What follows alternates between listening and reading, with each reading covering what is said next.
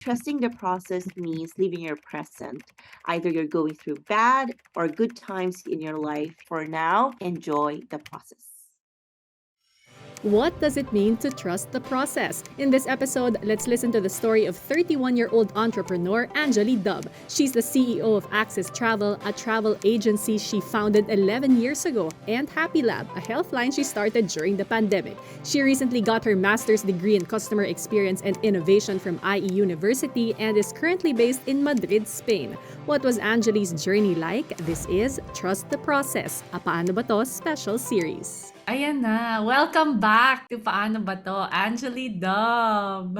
Girl, ibang-iba na ang life from when we last talked. I know. Hello, Bianca. Like I mentioned in my message to you, yung kwento ng buhay mo is literally trusting the process, the timing of your life. And so, first time you guested here on Paano Ba To, na-share mo doon how when you were so young and you got into business, it didn't turn out well. Parang niloko ka nung partner mo in business. Ang dami na nangyari since then. Looking back now, how did that really terrible experience shape you as an entrepreneur today, and ano yung biggest learning mo from that incident? You know, looking back, I actually want to thank her. Thank you so much that things didn't work out between us because I was really pushed beyond my capabilities to build the life that I wanted for myself. Then I think the biggest learning from that incident was sometimes we don't understand what's happening to us in the moment because we get consumed by our negative emotions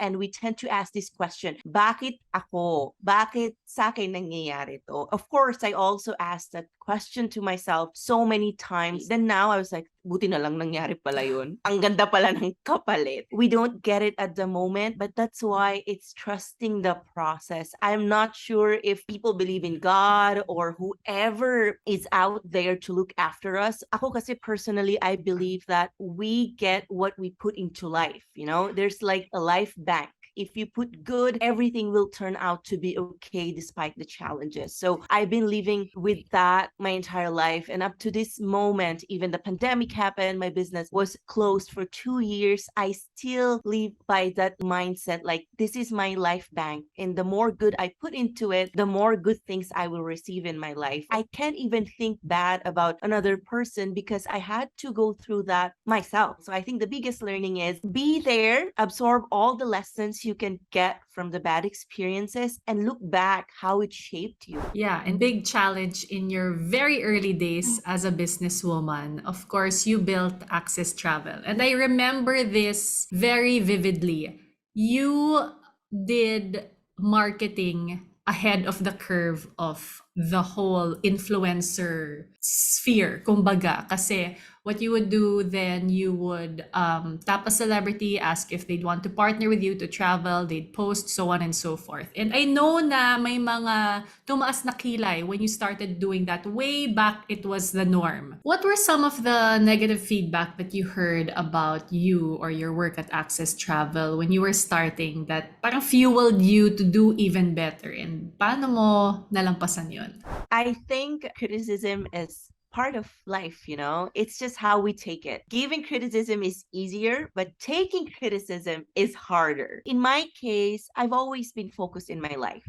You know, I think that's my strength. I don't have this attitude of looking around what other people are saying about me. I know it takes a lot of self-discipline, emotional intelligence to be that kind of person, but I'm so proud to say that that's one of my strengths. As long as I am not doing anything bad to achieve my goals in life and I'm not hurting anybody in any way. So with Access, when I was starting, we were the first ones. I'm going to drop her name because I will be forever grateful to Lorene Uy. Oh my God. Thank you so much for believing in me when I had nothing. So yeah, she was the first person to agree to travel to Malaysia with us. And I was like, you know, I don't know what I'm doing, but let's do it. I think I spent on their trip, even they paid because it's a partnership, which means you also have to shell out money because it's a win-win partnership. It's not just like you giving everything to them or they're just taking it. I have to clarify that because people always think that I'm very wealthy. I pay pay for all the trips, like the celebrities or the influencers, they just take it from us. And no, it's not like that. But I really think what made us successful was like I am always willing to give everything I can, even it's not related to my business. Right? So Yeah. all these things that people said na parang I was just in my bikini photos on Instagram, that's why Access Travel became big. It is part of the process, but I never took anything personally. I know so many people talked about me in groups, screenshots were sent to me. I think what helped me all along was my emotional intelligence. I'm very strong, you know. I can take criticism, even you say it on my face. Yes. Itong attitude mo of growing and learning and trying new things and taking a gamble, talagang it was put to the test in the pandemic because like you said, there was no travel for 2 years plus plus. So you started two businesses, Bulilit Kitchen and Happy Lab, your kombucha business. Anything you learned about yourself na bago with the experience of starting both brands in the pandemic? Actually, it's a negative thing, but I'm still going to share it. But I apologize to a lot of people. During the pandemic, I learned about myself that I become a different person when we lose our resources. When Access Travel was all good, we had all the resources, money, knowledge, you know, accessibility, everything. But we lost all of that during the pandemic. I started to not recognize myself anymore. I believe that we all are capable of becoming toxic. It's not a trait. I think nobody was built with like toxicity inside them. It builds up through time, experiences, stress, pressure.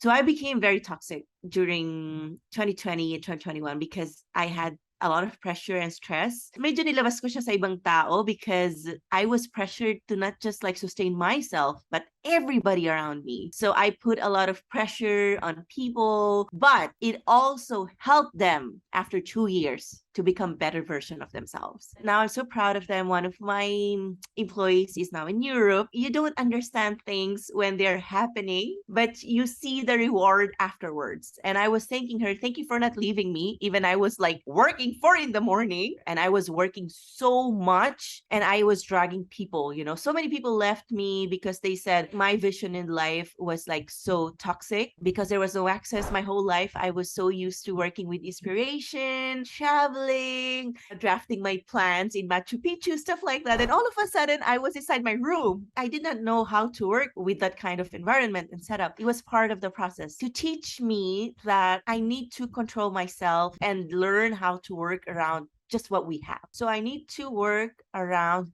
limited resources. I want to live my life in Madrid because I've learned so much living with limited resources, not traveling. I think I enjoyed that life very much. Yeah. That's what Oh I my discovered about goodness. myself. Girl, thank you for sharing that. We always have this idea that in the journey, yes, it's ups and downs, but we're always the bida, right? That we're Yes. always the good one, working hard, doing all we can to reach our dreams. But reality is Oh, sometimes we're the contra bida. The not great side of us comes out. And what's important is like what happened with you. You saw yourself, you caught yourself, and in-acknowledge mo na ayoko maging ganon. So, dito tayo. Course correct tayo. Thank you for sharing that. everything really works out. You just have to be patient, you know? Like, I cannot bring access like that to what we were in 2019 because 2019, we were like on the top of the world. I was in Antarctica. We were making like so much business beyond I could imagine. So now we're taking it slowly. And it's okay. I've experienced that once in my life when I had everything. You know, I've learned that success, you can lose it anytime. That's why you need to define your meaning of success. Because if you don't define it, you don't know. You're lost. Okay, I did want to end with a few quick questions. What is one thing you feel you did right in your journey? I said a lot of no in my life, and that's what made me successful. No, no, no, no, no. It's not the yes that makes you successful. It's all the no that you say because you know what you deserve. Wow, that's so powerful. On the flip side, what is one thing you could have improved on or done better in your journey? I wish I enjoyed my 20s self more because I feel like I was upgraded instantly from 19 to living a life of someone in 30s, you know, because I was building my business. Eto naman, fill in the blanks. Please say, for me, trusting the process means. For me, trusting the process means living your present. Either you're going through bad or good times in your life, you will understand all the meaning of things that are happening few months, years, or days from now. For now, enjoy the process. And last, what is one advice you wish you knew early on in your career that you'd like to share to those starting theirs now? In the beginning, don't trust anyone, Mm. but you will learn how people work, the mindsets of people as you go by the journey. And people come and go. People can leave you anytime. Learn everything yourself, then you can delegate. Thank you so much for sharing your story. Congratulations on graduating, girl! I feel so good about this podcast. Thank you so much for Oh, inviting me. I'm so happy we're still in touch of and I hope to meet course. you.